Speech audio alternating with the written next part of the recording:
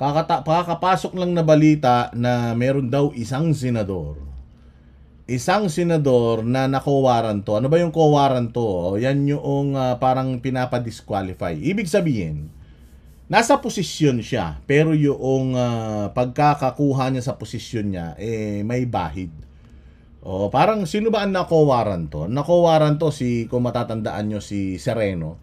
Chief Justice Sereno, matatandaan ninyo. Kasi, underqualified pala siya. Inappoint siya ni Pinoy kahit na hindi naman pala siya talaga qualified na maging Chief Justice. Kaya natanggal yun.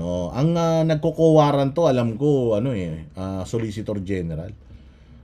So, na-disqualify si Sereno sa kanyang posisyon dahil illegal niyang na-acquire yung kanyang pagiging Supreme Court Chief Justice.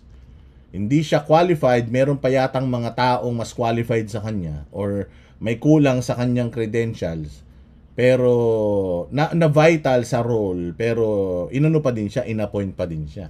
Alam nyo naman, marami yan sa gobyerno, yung mga wala namang qualifications, pero inilalagay sa posisyon. Unang-una sa lahat, si Boying Rimulya.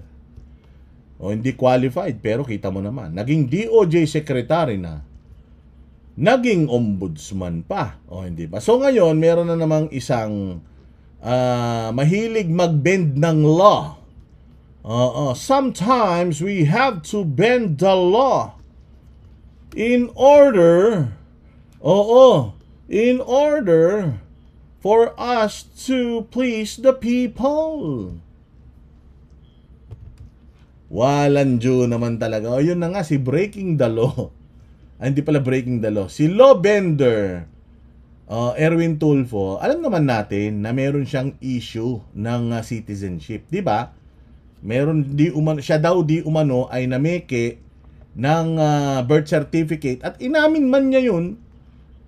Dahil inamin niya 'yun as inamin niya na meron siya ay nagsilbi sa military, bumili siya ng birth certificate tapos ginamit niya yung Erich Silvestre Tulfo. Yun yung ginamit niya So, the fact na nag-serve ka sa Armed Forces ng Amerika, Amerikano ka. Kung matatandaan ninyo, noong panahon ni Marcos, ni Marcos. Siya ang DSWD Secretary. Pero ang problema, hindi siya na confirm ng commission on appointment. Bakit? Hindi siya na confirm kasi nga Amerikano, American citizen. So kung American citizen, hindi ka talaga pwedeng humawak ng posisyon sa gobyerno. Kaya nga diyan din sinisilip si Grace po noon nung siya ay tumakbo ng presidente tsaka tumakbo rin ng senador. Kasi US citizen, kapag US citizen ka kasi magde-denounce ka You will denounce your citizenship, yung iba mong lahi, halimbawa Pinoy, i-denounce mo yung iyong pagiging Pilipino at ang loyalty mo ay ibibigay mo lang sa bansang sinumpaan mo. At yan ang Amerika. Nagsilbi pa nga siya sa military.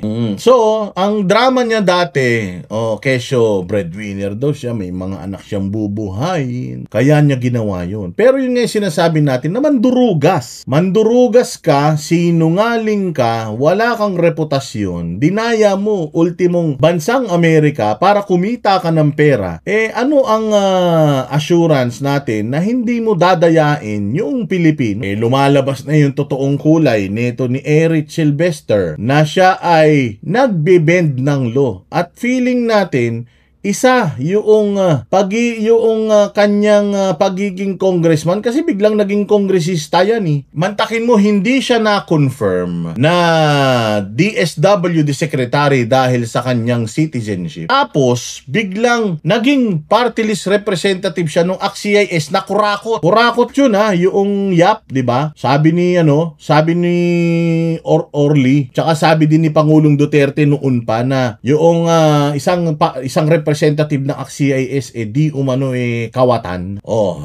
Nasa norte na yan parang congressman na yata sa norte yun, yung isang congressman na yun. Magugulat ka, bigla siyang naging congressman. Nung naging congressman siya, dati siyang Maka-Duterte, bigla siyang naging Maka-Romualdez, bigla siyang naging Maka-Marcos. Kaya nga feeling ko, ito feeling ko lang, malamang sa malamang mali ako. Oo, malamang sa mali ako, pero feeling ko lang. Feeling ko, kaya pumayag na mag-substitute, kasi nag-substitute lang yan eh. Kaya pumayag na pinayagan ni Romualdez na mag-substitute yan para maging congressman, para makadagdag sa bilang nila at gawing aso ng administrasyon na nakikita natin ngayon. Silang dalawang magkapatid, aso na ng administrasyon. Oo, kita mo sinasabi ni Rapi Tulfo. Ang nakikita daw ni Rapi Tulfo kay Bongbong Marcos, hindi daw nang sisisi ng ibang administrasyon. Tanga, utangin na nabulag na rin sa kayabangan nito si Rapi Tulfo. Hindi daw naninisi si Bongbong ng iba. Putang ina niyan, makinig ka ng mga press conference ni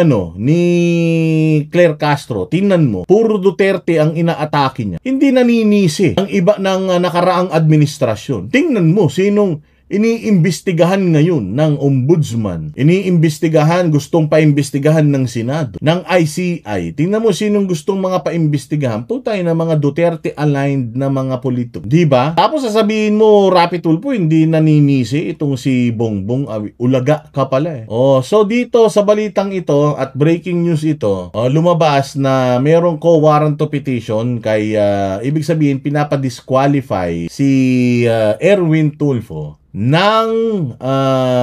dito makikita natin kung sino papadisqualify sa kanya. Sabi daw niya disbarred na sino may disbarred na abogado nagpapadisqualify sa kanya. But anyways, pinapadisqualify siya dahil sa kanyang citizenship. Ito, tingnan natin tong balitang walang kwenta na to.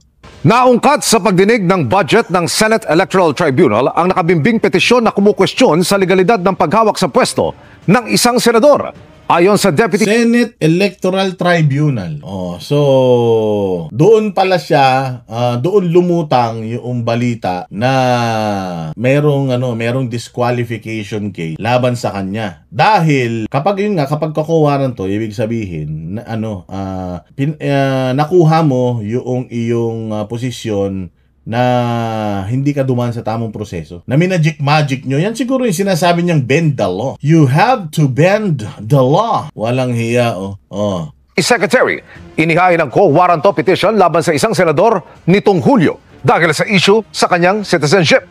Hindi na nagbigay ng detalye at hindi rin pangangalanan o pinangalanan ang naturang senador. Pero sa isang slide na ipinakita sa pagdinig habang tinatalakay ang accomplishments ng tribunal, nakasaad na nakatanggap sila ng petisyon laban kay Senador Erwin Tulfo noong July 2025. Sa isang pahayag, sinabi ni Senador Tulfo na alam niya ang tungkol sa nakabimbing co-warrant case at handa raw siyang harapin ito. Anya, ang petitioner ay ang siya rin.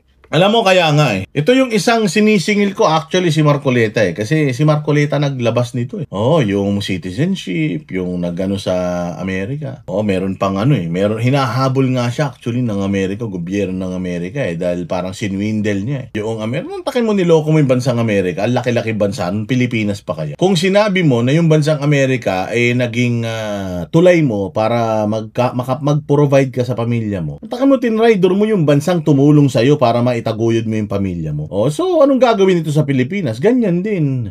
Tatraido rin din Pilipinas yan. Yung Amerika nga nakatulong para mapalamon niya yung pamilya niya kasi nasabi niya Kaya niya ginawa yun kasi nga breadwinner siya, may anak siya. Mahal man diaper daw nun, kaya ginawa niya yun. So imagine mo natulungan siya ng gobyerno. Tapos tinarantado niya pa. Tapos ngayon nandito siya sa Pilipinas, senador. Makakita na senador manluloko. Putang ina niyan. Di ba? Bakit ka magboboto o bakit kayo bumoto ng senador na putang ina may bahid? Anak ng tinapay kasi kayo Basta sikat boto kayo ng boto. Mga tanga talaga kayo. Hindi ko binoto tong ulul na ito. Iboboto tong ulul na ito. Alam kong traidor. Mantakin mo. Dati, tagadila ng tumbong ng mga Duterte. Minumura pa yung DPWH dati. Talagang kung todo papuri sa mga Duterte, putang na nung iba na administrasyon, nagbago na rin ang kulay ng brief niya. Pagtingin mo, nakapanty na siya na pula. Ayup ka.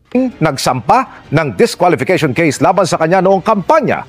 Pero lahat daw ng disqualification case laban sa kanya ay dismiss na. Ay, kaya dismiss. Siyempre, kayo administrasyon Aso kayo ng administrasyon. Diba?